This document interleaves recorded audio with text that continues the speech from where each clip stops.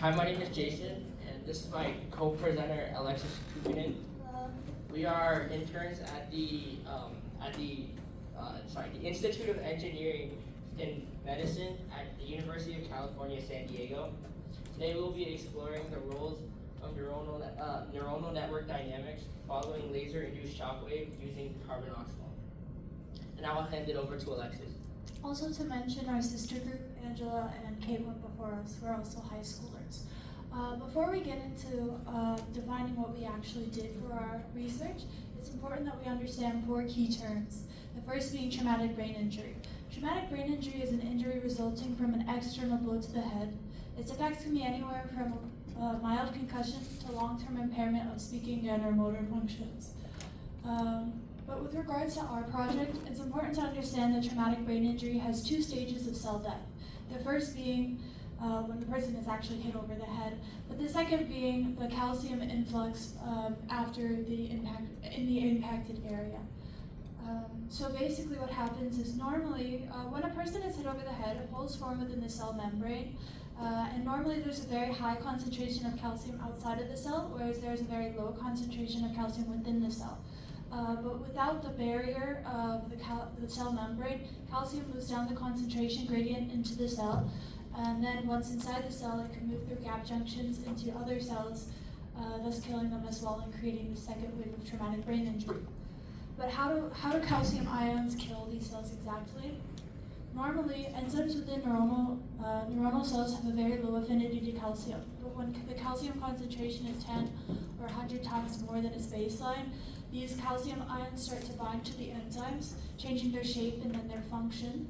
So now these enzymes are attacking the inside of the cell by breaking down the cell membrane and the cytoskeleton. This process is often referred to as excitotoxicity. So how do we induce traumatic brain injury on a cellular level? Any ideas? That was in our title. Alrighty. Well, for our group, we used a laser-induced shockwave. So the University of California, San Diego is one of very few labs in the world that use laser-induced shockwaves. For our research, we used a 1030 nanometer laser pulse at 100 hertz with a duration of 2 nanoseconds, creating a plasma bubble. This bubble expands due to a high pressure system within the bubble and a low pressure system with the surrounding area. The size of the bubble is determined upon the duration of the laser. So for example, a millisecond laser has enough power to chop off someone's finger, whereas a femtosecond laser has the ability to damage a cell without directly killing it. The figure on the right here is a drawing created by a former UCSD intern using a femtosecond laser. For our research, we specifically used a nanosecond laser, as this created a small amount of cell death, thereby simulating a traumatic brain injury at a cellular level. Right. Another term to know is gap junctions. So gap junctions are direct communication channels between cells. So these can communicate things such as ions, charged molecules, as well as calcium. So calcium specifically in our cell helps with communication, as well as passing ions within the cell. And as Alexis mentioned earlier, too much calcium within a cell can be a problem. That's why the goal of our research is to see if we can block these gap junctions, if we can we limit the amount of calcium going in between cells, thus preventing the second wave of traumatic brain injury. But one big question is, how do we block these gap junctions? Our team used carbenoxolone. Carbenoxolone is a drug derived from the licorice root plant, often used in topical or oral applications to prevent ulcers. But in this sense, it was used to block gap junctions. Carbenoxolone binds to the gap junctions, changing their shape, preventing the passage of calcium. So, as Jason said, our objective with this drug is to see if we can prevent calcium from spreading outside of the cell by blocking the gap junctions. Will we be able to prevent that second wave of traumatic brain injury? But there are some issues with carbenoxolone in particular. First of all, it's a non-specific drug. Carbenoxolone binds to almost anything similar to a gap junction, meaning that it can block other ion channels or charged particle channels, preventing these particles from going outside of the cell, such as ATP. Also, when administered in traditional ways, very little carbonoxylone actually ends in the targeted area, causing most researchers to actually just inject carbonoxylone directly into the brain, which is a very invasive procedure which causes much concern with the drug. But to test our hypothesis about if carbonoxylone can prevent the second wave of traumatic brain injury, we set up an experiment of 3 dishes of cortical neurons and mixed cortical neurons and astrocytes. The first dish being our control dish, and the other 2 being varying molarities of carbonoxylone. So the first was 50 micromolars, and the second was 100 micromolars. So then we placed them under a Zeiss microscope and took 600 images at 3-second intervals, while we shocked it with a 1030 nanometer laser at 100 hertz to simulate traumatic brain injury. We then took these 600 images and found the image before the shockwave occurred. We then compared these cells with the alive cells of an image found after the laser-induced shockwave. We then manually identified each alive cell, and then we used a calcium analysis application utilizing MATLAB to create to find calcium levels as well as the distance from the impact over the course of 600 slides. We then took these results and put them into Prism and creating the graphs you see before us today. So first I'm going to go over peak values. Peak values is basically the maximum amount of calcium found within the cell during the calcium event.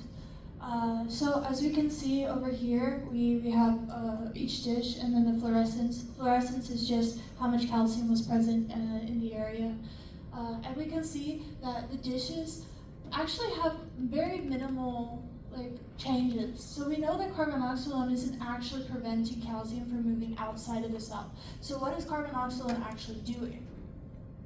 To understand this, we need to talk about full width at half max.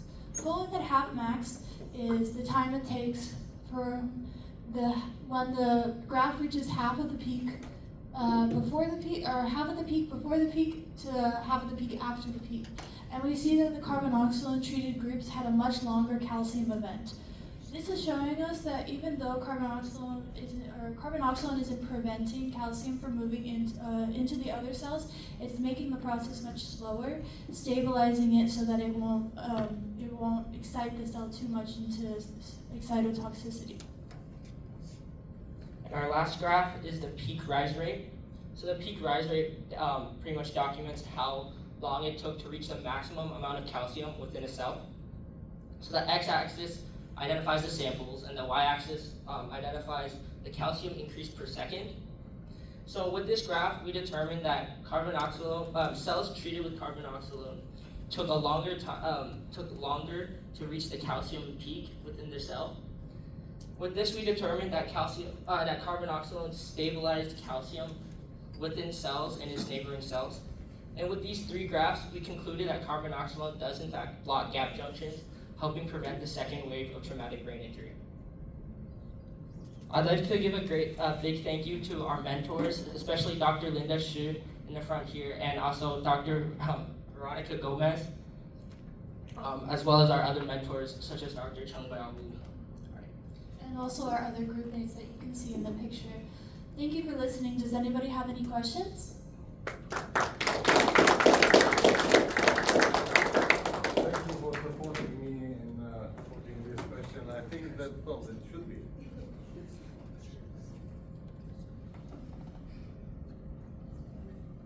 Well, at least, oh, please.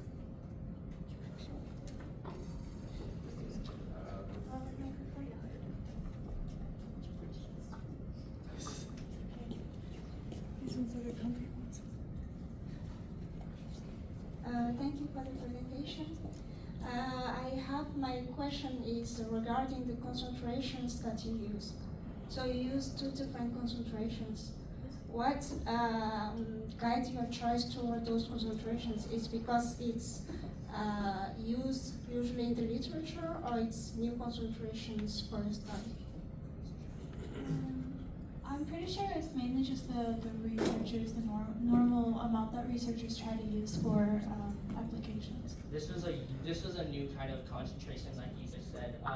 This has never been really done before, so we were just testing this. Carboxylone is usually used as an ulcer treatment, so definitely it was a new kind of thing. We've never tested this before. Okay, so it's new concentration. Yes.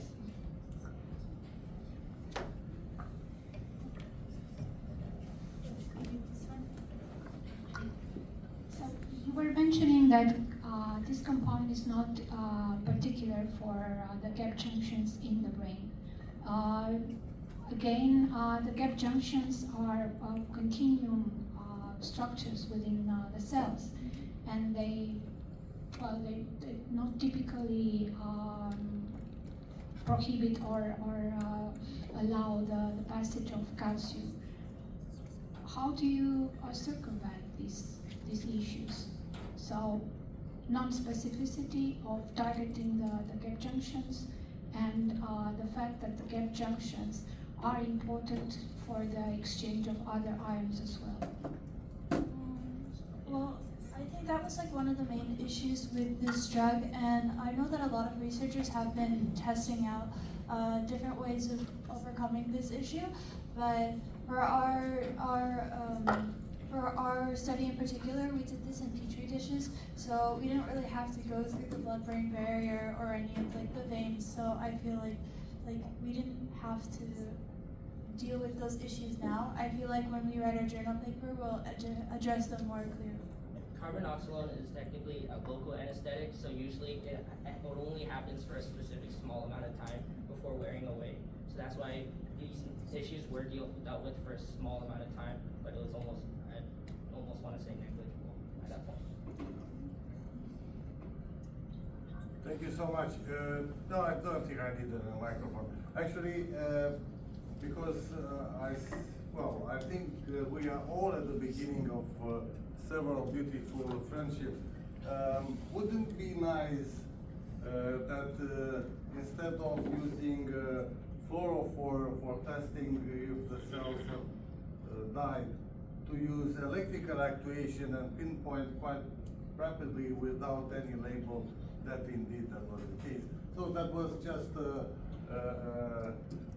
question for us to smile a little bit before introducing our next speaker.